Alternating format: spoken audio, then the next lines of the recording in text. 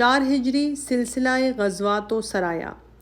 تمام قبائل عرب بجز ایک دو کے اسلام کے دشمن تھے۔ دشمنی زیادہ تر اسی بنا پر تھی کہ ہر قبیلہ بت پرستی کو اپنا دین و آئین سمجھتا تھا، جبکہ اسلام اسی کو مٹاتا تھا۔ اس کے ساتھ قریش کا اثر تمام عرب پر تھا۔ حج کے زمانے میں تمام قبائل مکہ میں جمع ہوتے تھے اور قریش ان کو اسلام کی دشمنی پر ابھارتے۔ ایک اور بڑا سبب یہ تھا کہ تمام قبائل کی وجہ معاش لوٹ اور غارت گری تھی۔ چونکہ اسلام اس سے نہ صرف قولاً بلکہ عملاً بھی روکتا تھا، اس لیے وہ جانتے تھے کہ اگر اسلام قائم ہو گیا تو ہمارے ذرائع معاش بند ہو جائیں گے۔ تاہم بدر کی فتح نے ایک عام رعب بٹھا دیا تھا، جس کی وجہ سے تمام قبیلے اپنی اپنی جگہ خاموش بیٹھ گئے۔ لیکن احد کی شکست نے حالت بدل دی اور دوبارہ تمام قبائل دفعتاً اٹھ کھڑے ہوئے۔ سیرت نبی صلی اللہ علیہ وآلہ وسلم میں سرایا یعنی چھوٹی چھوٹی لڑائیوں کا جو ایک وسیع سلسلہ پھیلا ہوا نظر آتا ہے، اسی زنجیر کی کڑیاں ہیں۔ عام مورخوں نے اگرچہ اپنی عادت کے موافق ان لڑائیوں کے ذکر میں ان کے اسباب سے بحث نہیں کی، لیکن ابن سعد نے طبقات میں اور ائمہ فن نے قریباً ہر واقعہ کا سبب لکھ دیا ہے، یعنی کسی خاص قبیلے نے مدینے پر چڑھائی کا ارادہ کیا اور حضرت صلی اللہ علیہ وآلہ وسلم نے مدافعت کے لیے فوجیں بھیجیں۔ سریہ ابی سلمہ رضی اللہ عنہ۔ سب سے پہلے یکم محرم 4 ہجری میں طلحہ بن خویلد نے اپنے قبیلے کو جو فید کے کوہستانی علاقے قطن میں رہتا تھا، مدینے پر حملہ کے لیے آمادہ کیے۔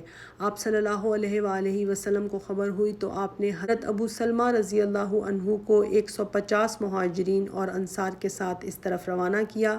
یہ خبر سن کر ان کی جماعت منتشر ہو گئی۔ سریہ ابن انیس رضی اللہ عنہ۔ اس کے بعد محرم 4 ہجری میں سفیان بن خالد جو قبیلہ لیہان کا تھا اور جو کوہستان غرنا کا رئیس تھا، مدینے پر حملے کا قصد کیا۔ اس کے مقابلے کے لیے آپ صلی اللہ علیہ وآلہ وسلم نے عبداللہ بن انیس رضی اللہ عنہ کو بھیجا، جنہوں نے لطائف الحیل کے موقع حاصل کیا اور سفیان کو قتل کر دیا۔ صفر 4 ہجری میں ابو برہ کلابی جو قبیلہ کلاب کا رئیس تھا، حضرت صلی اللہ علیہ وآلہ وسلم کی خدمت میں حاضر ہوا اور درخواست کی کہ چند لوگوں کو میرے ساتھ کر دیجیے کہ میری قوم کو اسلام کی دعوت دیں۔ آپ نے فرمایا مجھ کو نجد کی طرف سے ڈر ہے۔ ابو برہ نے کہا ان کا میں ضامن ہوں۔ آپ صلی اللہ علیہ وآلہ وسلم نے منظور فرمایا اور 70 انصار ساتھ کر دیے۔ یہ لوگ نہایت مقدس اور درویش تھے اور اکثر اصحاب صفہ میں سے تھے۔ ان کا معمول تھا کہ دن بھر لکڑیاں چنتے، شام کو فروخت کر کے کچھ اصحاب صفہ کے نذر کرتے، کچھ اپنے لیے رکھتے۔ بئر معونہ۔ ان لوگوں نے بئر معونہ پہنچ کر قیام کیا اور حرام بن ملحان کو حضرت صلی اللہ علیہ وآلہ وسلم کا خط دے کر عامر بن طفیل بن مالک بن جعفر کلابی عامری کے پاس بھیجا، جو قبیلہ کا رئیس تھا۔ عامر نے حرام کو قتل کر دیا اور آس پاس کے جو قبائل تھے یعنی اسیہ، رعل، ذکوان، سب کے پاس آدمی دوڑا دیے کہ تیار ہو کر آئیں۔ ایک بڑا لشکر تیار ہو گیا اور عامر کی سرداری میں آگے بڑھا۔ صحابہ رضی اللہ عنہم حرام کی واپسی کے منتظر تھے۔ جب دیر لگی تو خود روانہ ہوئے۔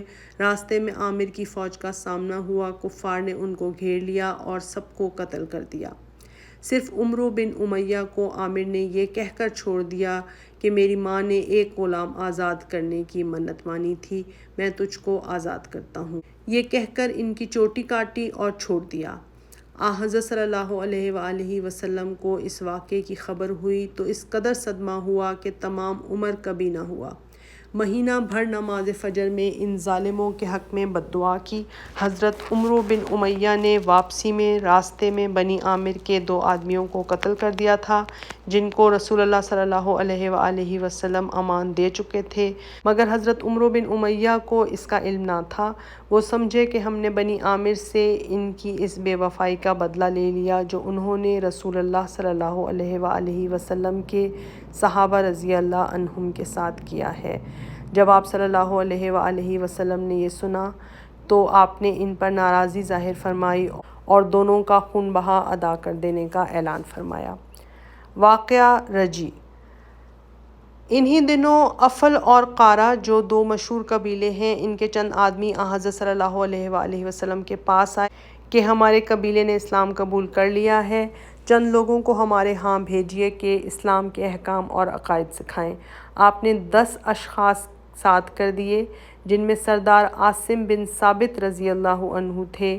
یہ لوگ جب مقام رجیع پر پہنچے جو غسفان اور مکہ کے وسط میں ہے، تو ان غداروں نے بدعہدی کی اور قبیلہ بنو لحیان کو اشارہ کیا کہ ان کا کام تمام کر دیں۔ بنو لحیان 200 آدمی لے کر، جن میں 100 تیر انداز تھے، ان لوگوں کے تعاقب میں چلا اور ان کے قریب آ گئے۔ ان لوگوں نے بڑھ کر ایک ٹیکرے پر پناہ لی۔ تیر اندازوں نے ان سے کہا کہ اتر آؤ، ہم تم کو امان دیتے ہیں۔ حضرت عاصم رضی اللہ عنہ نے کہا میں کافر کی پناہ میں نہیں آتا۔ یہ کہہ کر اللہ سے خطاب کیا کہ اپنے پیغمبر کو خبر پہنچا دے۔ غرض وہ 7 آدمیوں کے لڑ کر تیر اندازوں کے ہاتھوں شہید ہوئے۔ قریش نے چند آدمیوں کو بھیجا کہ عاصم کے بدن سے گوشت کا ایک لوتھڑا کاٹ لائیں کہ ان کی شناخت ہو۔ قدرت خداوندی نے شہید مسلم کی یہ تحقیر گوارا نہ کی۔ شہد کی مکھیوں نے لاش پر پردہ ڈال دیا۔ قریش ناکام لوٹ گئے، لیکن 2 اشخاص حضرت خبیب رضی اللہ عنہ اور زید رضی اللہ عنہ نے کافروں کے وعدے پر اعتماد کیا اور ٹیکرے سے اتر آئے۔ کافروں نے بدعہدی کر کے ان کی مشکیں کس لیں اور مکہ میں لے جا کر بیچ دیا۔ حضرت خبیب رضی اللہ عنہ نے جنگ احد میں حارث بن عامر کو قتل کیا تھا، اس لیے ان کو حارث کے لڑکوں نے خریدا کہ باپ کے بدلے میں قتل کریں گے۔ چند روز انہی کے گھر میں رہے۔ ایک دن حارث کی نواسی کو کھلا رہے تھے، اتفاق سے ہاتھ میں چھری تھی۔ بچی کی ماں اتفاقاً کہیں سے آ گئی، دیکھا کہ حضرت خبیب رضی اللہ عنہ کے ہاتھ میں ننگی چھری ہے، کانپ اٹھی۔ حضرت خبیب نے کہا کیا تو یہ سمجھی کہ میں اس کو قتل کر دوں گا؟ ہمارا یہ کام نہیں۔ خاندان حارث ان کو حرم کے حدود سے باہر لے گیا اور قتل کرنا چاہا۔ انہوں نے 2 رکعت نماز پڑھنے کی اجازت مانگی۔ قاتلوں نے اجازت دی۔ انہوں نے 2 رکعت نماز پڑھ کر کہا دیر تک نماز پڑھنے کو جی چاہتا ہے، لیکن تم کو خیال ہوگا کہ موت سے ڈرتا ہوں۔ پھر یہ اشعار پڑھے، جب میں اسلام کے لیے قتل کیا جا رہا ہوں تو مجھ کو اس کی پرواہ نہیں کہ کس پہلو پر قتل کیا جاؤں گا۔ یہ جو کچھ ہے خالصتاً اللہ کے لیے ہے، اگر وہ چاہے گا تو جسم کے ان پارہ پارہ ٹکڑوں پر برکت نازل کرے گا۔ اسی زمانے سے دستور ہے کہ کسی کو قتل کرتے ہیں تو مقتول پہلے 2 رکعت نماز ادا کر لیتا ہے اور یہ مستحب سمجھا جاتا ہے۔ دوسرے صاحب حضرت زید رضی اللہ عنہ تھے۔ ان کو صفوان بن امیہ نے قتل کے ارادے سے خریدا تھا۔ ان کے قتل کے وقت قریش کے معزز سردار تماشا دیکھنے آئے، جن میں ابو سفیان بھی تھا۔ جب قاتل نے تلوار ہاتھ میں لی تو ابو سفیان نے کہا سچ کہنا، اس وقت تمہارے بدلے محمد قتل کیے جاتے تو کیا تم اس کو اپنی خوش قسمتی نہ سمجھتے؟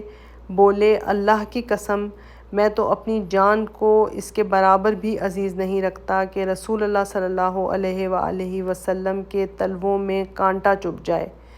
صفوان کے غلام نسطاس نے ان کی گردن مار دی۔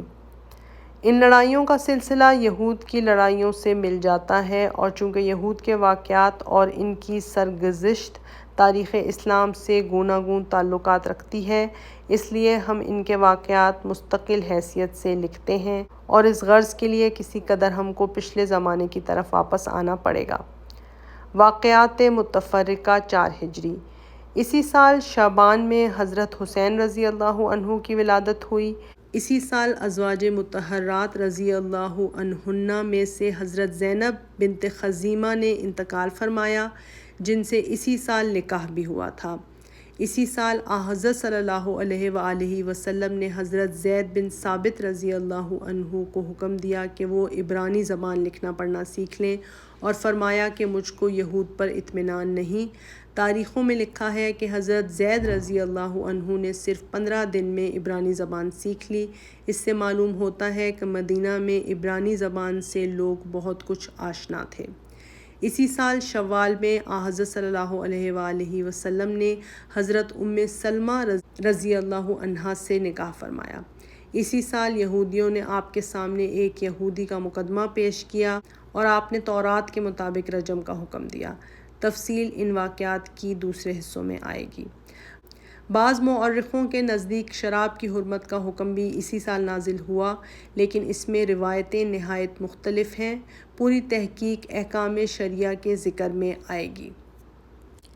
یہودیوں کے ساتھ معاہدہ اور جنگ 2 ہجری 3 ہجری 4 ہجری۔ اوپر گزر چکا ہے کہ یہود مدت دراز سے مدینہ پر فرما روا تھے۔ انصار نے آ کے ان کے ساتھ تعلقات پیدا کیے اور رفتہ رفتہ حریفانہ اقتدار حاصل کیا، لیکن جنگ بعاث نے ان کی قومی طاقت توڑ دی اور اب وہ اس قابل نہیں رہے تھے کہ یہود سے ہمسری کا دعویٰ کر سکتے۔ یہود کے 3 قبیلے تھے: قنیقہ، نذیر، قریظہ۔ یہ سب مدینہ کے اطراف اور حوالی میں آباد تھے اور عموماً زمیندار، دولت مند، تجارت پیشہ اور صنعت تھے۔ قنیقہ زرگری کا پیشہ کرتے تھے۔ چونکہ سب سے زیادہ بہادر اور شجاع تھے، اس لیے ہمیشہ ان کے پاس اسلحہ جنگ کے ذخیرے تیار رہتے تھے۔ انصار عموماً ان کے مقروض اور زیر بار تھے۔ ملکی اور تجارتی افسری کے ساتھ ان لوگوں کا مذہبی اور علمی اثر بھی تھا۔ انصار عموماً بت پرست اور جاہل تھے، اس بنا پر وہ یہود کو عزت کی نگاہ سے دیکھتے اور ان کو اپنے سے زیادہ مہذب اور شائستہ سمجھتے تھے۔ جن لوگوں کے بچے زندہ نہیں رہتے تھے وہ منت مانتے کہ ہمارا بیٹا زندہ رہے گا تو ہم اس کو یہودی بنا دیں گے۔ چنانچہ مدینہ میں اسی قسم کے بہت سے جدید الیہودیہ موجود تھے۔ یہود میں امتداد زمانہ سے نہایت اخلاق ذمیمہ پیدا ہو گئے تھے۔ ان کے امتیازی خصائص زندگی یہ تھے کہ ہر طرف لین دین کا کاروبار پھیلا رکھا تھا اور تمام آبادی ان کے قرضوں میں زیر بار تھی۔ چونکہ تنہا وہی دولت مند تھے، اس لیے نہایت بے رحمی سے سود کی بڑی شرحیں مقرر کرتے اور قرضے کی کفالت میں لوگوں کے بال بچے یہاں تک کہ مستورات کو رہن رکھواتے تھے۔ کعب بن اشرف نے خود اپنے انصاری دوستوں سے یہی درخواست کی تھی اور مختلف طریقوں سے لوگوں کے مال اور جائیداد پر تصرف کرتے تھے۔ طماعی اور حرص کی شدت سے حالت یہ تھی کہ معصوم بچوں کو 2-4 روپے کے زیور کے لیے پتھر سے مار ڈالتے تھے۔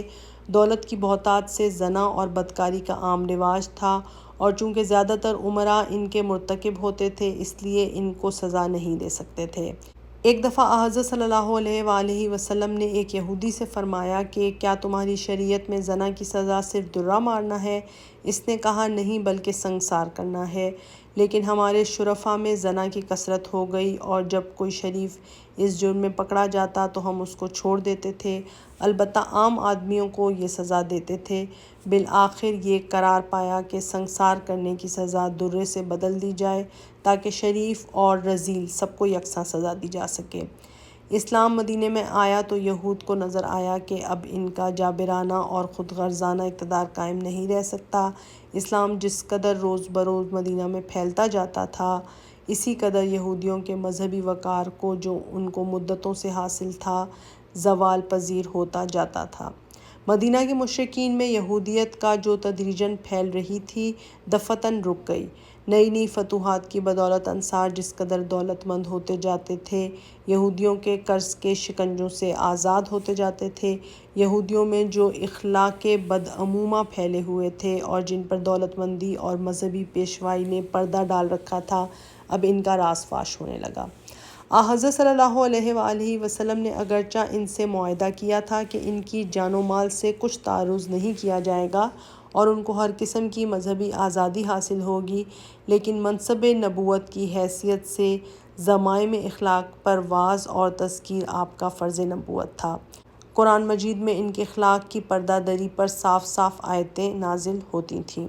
سماعون للکذب اکالون للسحت، وہ جھوٹ باتوں کے سننے والے اور مال حرام کے بڑے کھانے والے ہیں۔ وَتَرَىٰ كَثِيرًا مِّنْهُمْ يُسَارِعُونَ فِي الْإِثْمِ وَالْعُدْوَانِ، اور تو ان میں سے اکثروں کو دیکھے گا کہ گناہ اور تعدی کی طرف بڑی تیزی سے بڑھتے ہیں۔ وَأَخْذِهِمُ الرِّبَا وَقَدْ نُهُوا عَنْهُ وَأَكْلِهِمْ أَمْوَالَ النَّاسِ بِالْبَاطِلِ، اور چونکہ یہ لوگوں کا مال خورد برد کر جاتے ہیں۔ ان اسباب نے تمام یہود میں اسلام کی طرف سے سخت ناراضی پھیلا دی تھی، اور اب انہوں نے طرح طرح سے حضرت صلی اللہ علیہ وآلہ وسلم کو اذیتیں دینی اور اسلام کے خلاف کوششیں کرنی شروع کیں، لیکن آپ صلی اللہ علیہ وآلہ وسلم کو حکم تھا کہ ان کی ہر طرح کی ایذا رسانیوں کو برداشت کریں۔ وَلَتَسْمَعُنَّ مِنَ الَّذِينَ أُوتُوا الْكِتَابَ مِنْ قَبْلِكُمْ وَمِنَ الَّذِينَ أَشْرَكُوا أَذًى كَثِيرًا وَإِن تُصْبِرُوا وَاتَّقُوا فَإِنَّ ذَلِكَ مِنْ عَزْمِ الْأُمُورِ۔ سورہ آل عمران رکوع 19۔ اور اہل کتاب اور مشرکوں سے تم بہت سی ایذا کی باتیں سنو گے، اور اگر صبر کیے رہو اور پرہیزگاری پر قائم رہو تو یہ ہمت کے کام ہیں۔ یہودیوں نے معمول کر لیا تھا کہ آپ صلی اللہ علیہ وآلہ وسلم سے سلام علیکم کرتے تو بجائے السلام علیکہ کے السام علیکہ کہتے، جس کے معنی یہ ہیں کہ تجھ کو موت آئے۔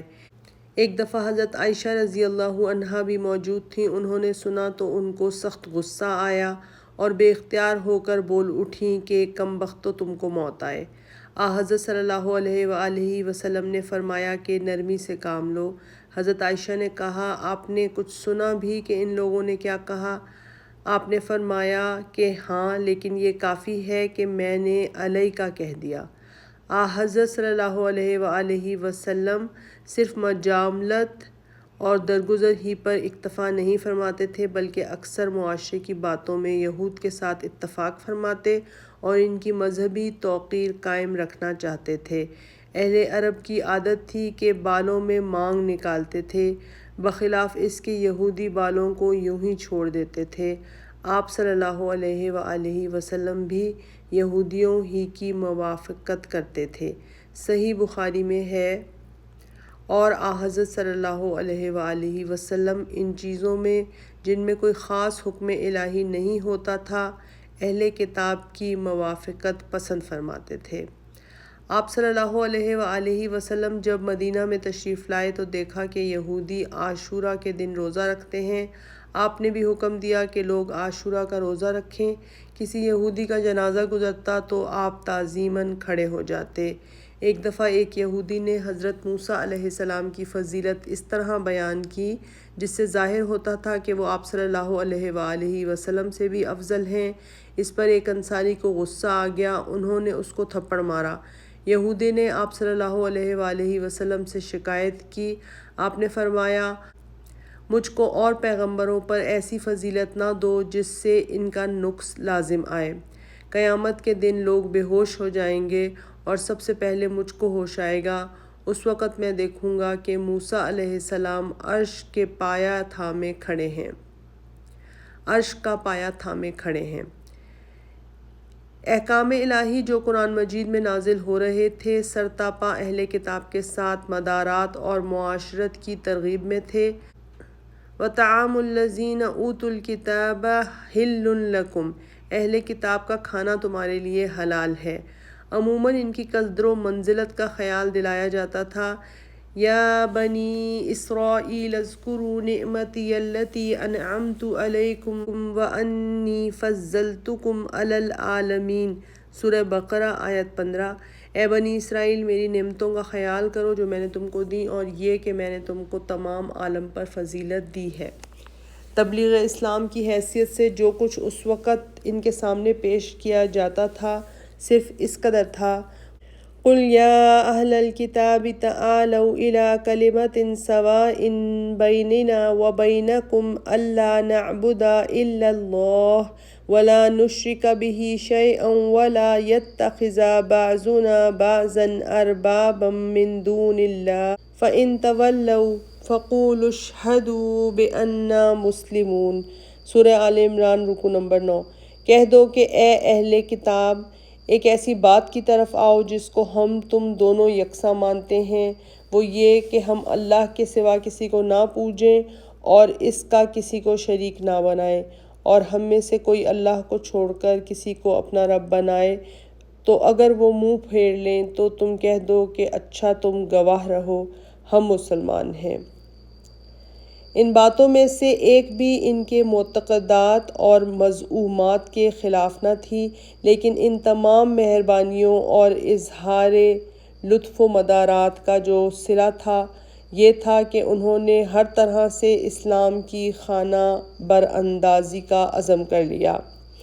اسلام کی عظمت اور وقار کم کرنے کے لیے مشرکوں سے کہتے تھے کہ مذہب میں مسلمانوں سے تم ہی اچھے ہو۔ وَيَقُولُونَ لِلَّذِينَ كَفَرُوا هَٰؤُلَاءِ أَهْدَىٰ مِنَ الَّذِينَ آمَنُوا سورہ نساء، اور کافروں کی نسبت کہتے ہیں کہ مسلمانوں سے یہ زیادہ ہدایت یافتہ ہیں۔ مذہب اسلام کی بے اعتباری پھیلانے کے لیے یہاں تک آمادہ ہوئے کہ مسلمان ہو کر پھر مرتد ہو جائیں، تاکہ لوگوں کو خیال ہو کہ اگر یہ مذہب سچا ہوتا تو اس کو قبول کر کے کیوں چھوڑ دیتے۔ وَقَالَتْ طَائِفَةٌ مِّنْ أَهْلِ الْكِتَابِ آمِنُوا بِالَّذِي أُنزِلَ عَلَى الَّذِينَ آمَنُوا وَجْهَ النَّهَارِ وَاكْفُرُوا آخِرَهُ لَعَلَّهُمْ يَرْجِعُونَ سورہ آل عمران رکوع نمبر 8۔ اور اہل کتاب میں سے ایک گروہ کہتا ہے کہ مسلمانوں پر جو اترا ہے اس پر صبح کو ایمان لاؤ اور شام کو اس سے پھر جاؤ، شاید کہ وہ لوگ بھی پھر جائیں۔ ان باتوں کے علاوہ اسلام کی بربادی کی ملکی تدبیریں اختیار کیں۔ وہ یہ جانتے تھے کہ مسلمانوں کو جو قوت ہے وہ اس وجہ سے ہے کہ انصار کے دو قبیلے اوس اور خزرج جو باہم لڑتے پھرتے رہتے ہیں، اسلام نے ان کو باہم متحد کر دیا ہے۔ ان دونوں کو اگر پھر لڑا دیا جائے تو اسلام خود بخود فنا ہو جائے گا۔ عرب میں پھیلی کینہ آوریوں کو تازہ کر دینا نہایت آسان کام تھا۔ ایک دفعہ دونوں قبیلوں کے بہت سے آدمی جلسے میں بیٹھ کر بات چیت کر رہے تھے۔ چند یہودیوں نے اس صحبت میں جا کر جنگ باس کا تذکرہ چھیڑ دیا۔ یہ وہ لڑائی تھی جس میں انصار کے یہ دونوں قبیلے آپس میں لڑے تھے، اور اسی لڑائی نے ان کی تمام قوت برباد کر دی تھی۔ اس لڑائی کے تذکرے نے دونوں کو پرانے واقعے یاد دلائے اور دفعتاً عداوت کی دبی ہوئی آگ بھڑک اٹھی۔ لعن و طعن سے گزر کر تلواریں کھنچ گئیں۔ حسن اتفاق سے حضرت صلی اللہ علیہ وآلہ وسلم کو خبر ہو گئی۔ آپ نے فوراً موقع پر پہنچ کر واز و پن سے دونوں فریق کو ٹھنڈا کیا۔ اس پر یہ آیت اتری: یا ایھا الذین آمنوا ان تطیعوا فریقا من الذین اوتوا الکتاب یردوکم بعد ایمانکم کافرین سورہ آل عمران آیت نمبر 10۔ مسلمانوں، اگر تم اہل کتاب کے بعض لوگوں کا کہا مانو گے تو وہ تم کو ایمان لانے کے بعد پھر کافر بنا دیں گے۔ منافقین کا ایک گروہ پہلے سے موجود تھا۔ وہ اگرچہ بظاہر مسلمان ہو گیا تھا لیکن در حقیقت اسلام کا سخت دشمن تھا۔ اس گروہ کا سردار عبداللہ بن ابی بن سلول تھا۔ یہودیوں نے اس کو نہایت آسانی سے در پردہ ملا لیا اور ان کے ساتھ مل کر سازش شروع کی۔ اتفاق یہ کہ عبداللہ بن ابی پہلے سے بھی بنی نذیر کا حلیف اور ہم پیمان تھا۔ قریش نے بدر سے پہلے عبداللہ بن ابی کو لکھا تھا کہ مسلمانوں کو نکال دو ورنہ ہم آ کر تمہارا استحصال کریں گے، لیکن جب اس میں کامیابی نہیں ہوئی، جس کی تفصیل اوپر گزر چکی ہے، تو بدر کے بعد انہوں نے یہود کو خط لکھا: تم لوگوں کے پاس اسلحہ جنگ اور قلعہ جات ہیں، تم ہمارے حریف محمد صلی اللہ علیہ وآلہ وسلم سے لڑو ورنہ ہم تمہارے ساتھ یہ کریں گے اور کوئی چیز ہم کو تمہاری عورتوں کے کڑوں تک پہنچنے سے روک نہ سکے گی۔ ابو داؤد نے چونکہ بنی نذیر کے ذکر میں اس واقعے کا ذکر کیا ہے اس لیے صرف بنو نذیر کا نام لیا ہے، ورنہ قریش کا خط عام یہود کے نام تھا اور نتیجہ بھی عام تھا۔ اسی بنا پر محدث حاکم نے بنو نذیر اور قنیقہ دونوں کے واقعے کو ایک ہی واقعہ خیال کیا ہے۔ غرض اب حالت یہ ہو گئی تھی کہ حضرت صلی اللہ علیہ وآلہ وسلم راتوں کو گھر سے نکلتے تو یہودیوں کی وجہ سے جان کا خطرہ رہتا تھا۔ حضرت طلحہ بن برہ ایک صحابی تھے۔ وہ مرنے لگے تو وصیت کی کہ اگر میں رات کے وقت مروں تو آپ صلی اللہ علیہ وآلہ وسلم کو خبر نہ دینا، اس لیے کہ یہود کی طرف سے ڈر ہے ایسا نہ ہو کہ میری وجہ سے آپ پر حادثہ گزر جائے۔ چنانچہ حافظ ابن حجر نے اصابہ میں ابو داؤد وغیرہ کی سند سے پورا واقعہ نقل کیا ہے۔ شوال 2 ہجری غزوہ بنی قنیقہ۔ بدر کی فتح نے یہود کو زیادہ اندیشہ ناک کر دیا۔ ان کو اعلانیہ نظر آیا کہ اسلام اب ایک طاقت بنا جاتا ہے، اور چونکہ قبائل یہود میں سب سے زیادہ جرئی اور بہادر بنو قنیقہ تھی، اس لیے سب سے پہلے انہی نے اعلان جنگ کی جرأت کی۔ نبی صلی اللہ علیہ وآلہ وسلم سے جو معاہدہ کیا تھا، سب سے پہلے انہی نے اس کی بدشکنی کی۔ ابن ہشام و طبری نے ابن اسحاق کی روایت سے عاصم بن قتادہ انصاری کی روایت نقل کی ہے۔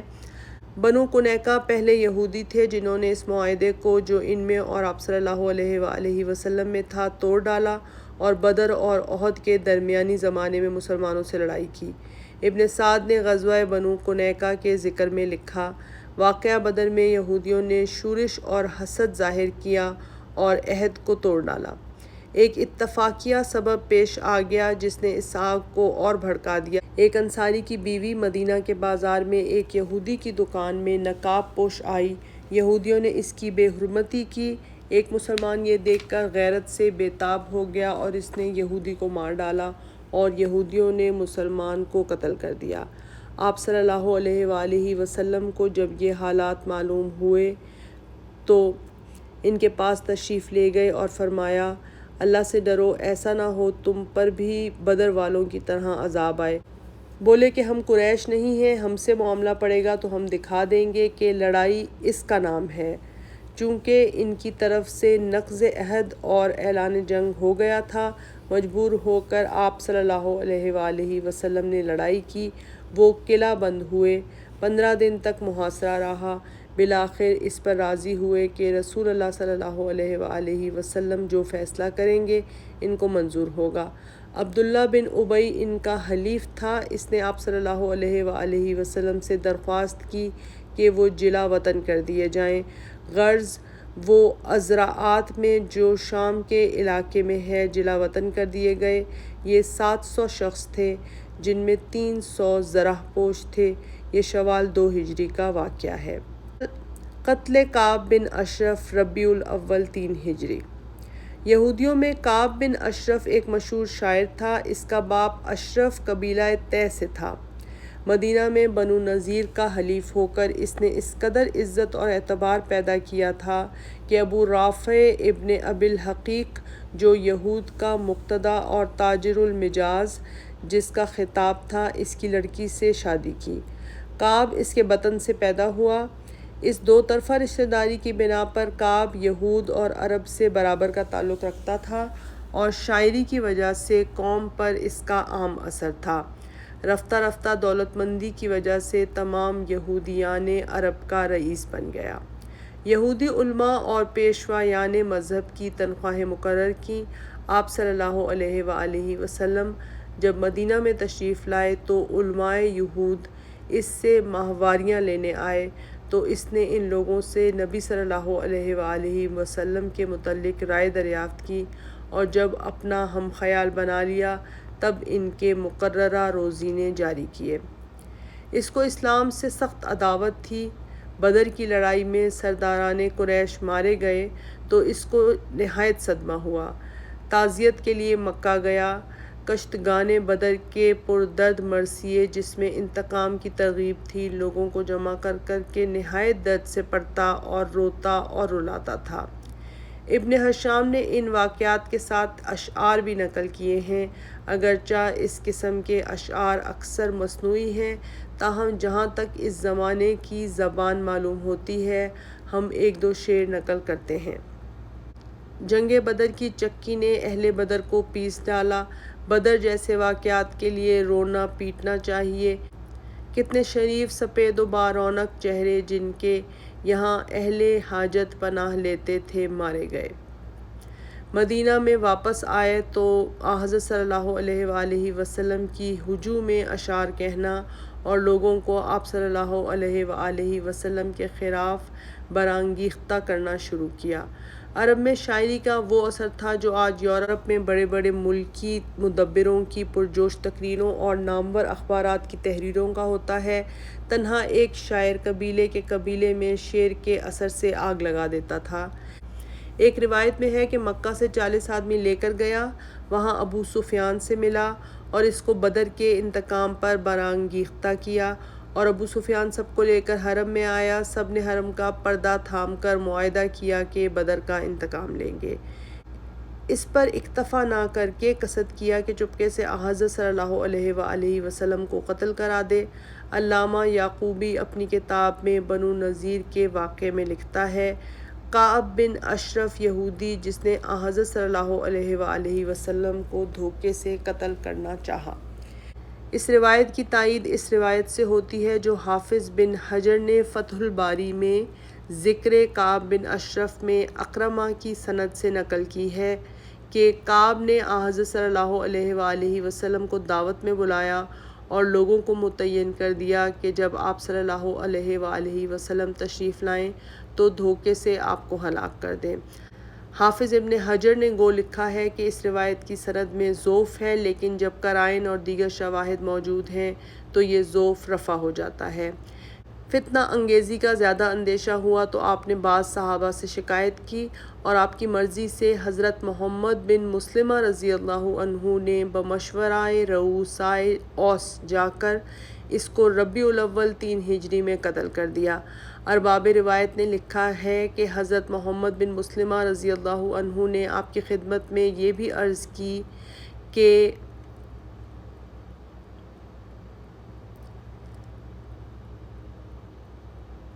کہ ہم کو کچھ کہنے کی اجازت دی جائے۔ ارباب سیر نے اس کے معنی یہ لگائے ہیں کہ انہوں نے جھوٹ باتیں کہنے کی اجازت مانگی اور حضرت نے اجازت دے دی، کیونکہ الحرب خدعہ یعنی لڑائی میں دھوکہ دینا جائز ہے، لیکن بخاری کی روایت میں صرف یہ لفظ ہے، فَأْذِن لِّي أَنْ أَقُولَ، ہم کو اجازت دی جائے کہ ہم گفتگو کریں۔ اس سے غلط گوئی کی اجازت کہاں نکلتی ہے؟ لیکن جو گفتگو ہوئی اس سے کعب اور عموماً یہود کے اخلاق اور دلی خیالات کا پتہ چلتا ہے۔ حضرت محمد بن مسلمہ رضی اللہ عنہ نے کہا، ہم نے محمد کو پناہ دے کر تمام عرب کو اپنا دشمن بنا لیا اور ہم سے بار بار صدقہ مانگا جاتا ہے، اب تم ہی سے کچھ رکھ کر قرض لینا ہے۔ کعب نے کہا، تم خود محمد سے اکتا جاؤ گے، اچھا قرض کے لیے اپنی بیویوں کو رہن رکھو۔ حضرت محمد بن مسلمہ رضی اللہ عنہ نے کہا، تمہارے اس حسن و جمال کے سبب سے ہم کو اپنی بیویوں پر وفاداری کا یقین نہیں۔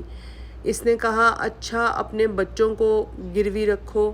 انہوں نے کہا، اس سے تو تمام عرب میں ہماری بدنامی ہوگی، ہم اپنے ہتھیار گروی رکھیں گے اور تم جانتے ہو آج کل ان کی جیسی ضرورت ہے۔ صحیح بخاری میں جو روایت ہے اس میں قتل کا واقعہ اس طرح منقول ہے کہ ان لوگوں نے دوستانہ طریقے سے اس کو گھر پر بلایا، پھر بال سونگھنے کے بہانے سے اس کی چوٹی پکڑ لی اور قتل کر ڈالا۔ لیکن روایت میں یہ مذکور نہیں کہ حضرت صلی اللہ علیہ وآلہ وسلم نے ان باتوں کی اجازت دی تھی۔ اس وقت تک عرب میں ان طریقوں سے قتل کرنا معیوب بات نہ تھی۔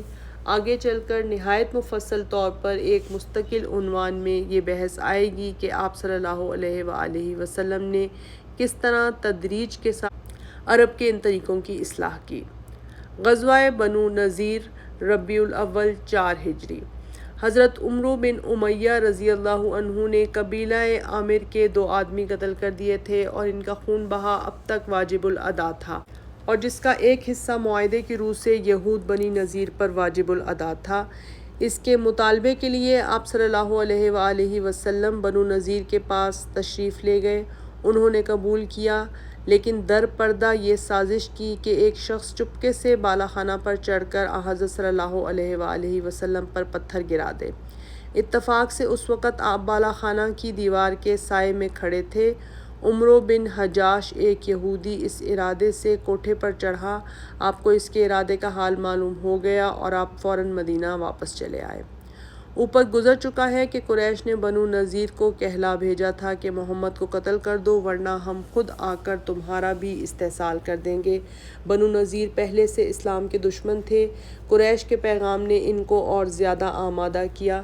بنو نذیر نے حضرت صلی اللہ علیہ وآلہ وسلم کے پاس پیغام بھیجا کہ آپ 30 آدمیوں کو لے کر آئیں، ہم بھی اپنے احبار لے کر آئیں گے۔ آپ کا کلام سن کر اگر ہمارے احبار آپ کی تصدیق کریں گے تو ہم کو کچھ بھی عذر نہ ہوگا۔ چونکہ وہ بغاوت کی تیاری کر چکے تھے، آپ نے کہلا بھیجا کہ جب تک تم ایک معاہدہ نہ لکھ دو میں تم پر اعتماد نہیں کر سکتا، لیکن وہ اس پر راضی نہ ہوئے۔ آپ یہود بنی قریظہ کے پاس تشریف لے گئے اور ان سے تجدید معاہدہ کی درخواست کی۔ انہوں نے تعمیل کی۔ بنو نذیر کے لیے یہ نذیر موجود تھی کہ ان کے برادران دینی نے معاہدہ لکھ دیا ہے، لیکن وہ کسی طرح معاہدہ کرنے پر راضی نہ ہوئے۔ بالآخر انہوں نے حضرت صلی اللہ علیہ وآلہ وسلم کی خدمت میں پیغام بھیجا کہ آپ 3 آدمی لے کر آئیں، ہم بھی 3 عالم ساتھ لے کر آتے ہیں۔ یہ علماء اگر آپ پر ایمان لائیں گے تو ہم بھی لائیں گے۔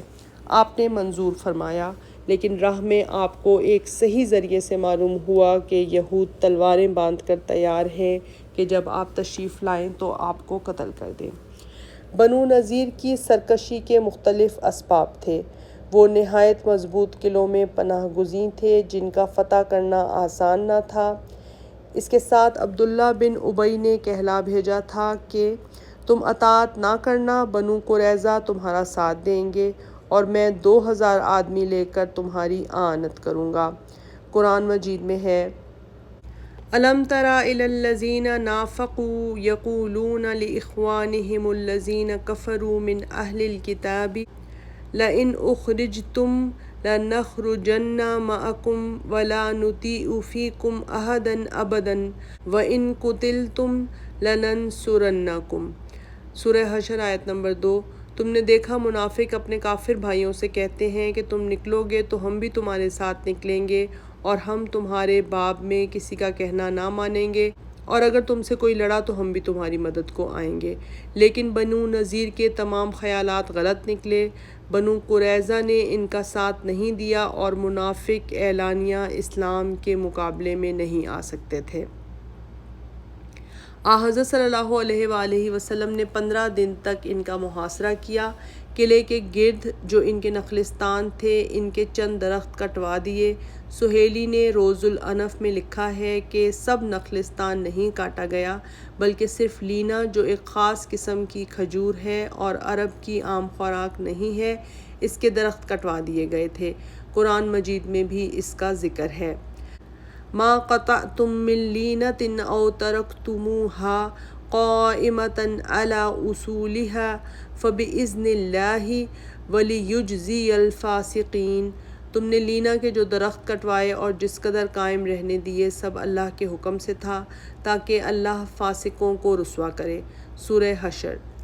ممکن ہے کہ درختوں کے جھنڈ سے کمی گاہ کا کام لیا جاتا ہو، اس لیے وہ صاف کر دیے گئے کہ محاصرے میں کوئی چیز حائل نہ ہو۔ بالآخر بنو نذیر اس شرط پر راضی ہوئے کہ جس قدر مال و اسباب اونٹوں پر لے جا سکیں لے جائیں اور مدینہ سے باہر نکل جائیں۔ چنانچہ سب گھروں کو چھوڑ کر باہر نکل گئے۔ ان میں سے معزز و رؤسا مثلاً سام بن ابی العقیق، کنانہ بن الربیع، حی بن اخطب خیبر چلے گئے۔ وہاں لوگوں نے ان کا اس قدر احترام کیا کہ خیبر کا رئیس تسلیم کر لیا۔ اس واقعے کو اس غرض سے یاد رکھنا چاہیے کہ یہ غزوہ خیبر کی داستان کا دیباچہ ہے۔ بنو نذیر اگرچہ وطن چھوڑ کر نکلے لیکن اس شان سے نکلے کہ جشن کا دھوکہ ہوتا تھا۔ اونٹوں پر سوار تھے، ساتھ ساتھ باجا بجتا جاتا تھا۔ مطربہ عورتیں دف بجاتی اور گاتی تھیں۔ عروہ بن الورد ابسی مشہور شاعر کی بیوی کو یہود نے خرید لیا تھا، وہ بھی ساتھ تھی۔ اہل مدینہ کا بیان ہے کہ اس سر و سامان کی سواری کبھی ان کی نظر سے نہیں گزری تھی۔ ہتھیاروں کا جو ذخیرہ جو ان لوگوں نے چھوڑا اس میں 50 زرہیں، 50 خود اور 340 تلواریں تھیں۔ ان کے جانے کے بعد یہ جھگڑا پیش آیا کہ انصار کی اولاد جنہوں نے یہودی مذہب اختیار کر لیا تھا اور یہودی ان کو اتحاد و مذہب کی وجہ سے ساتھ لیے جاتے تھے، انصار نے ان کو روک لیا کہ ہم ان کو نہ جانے دیں گے۔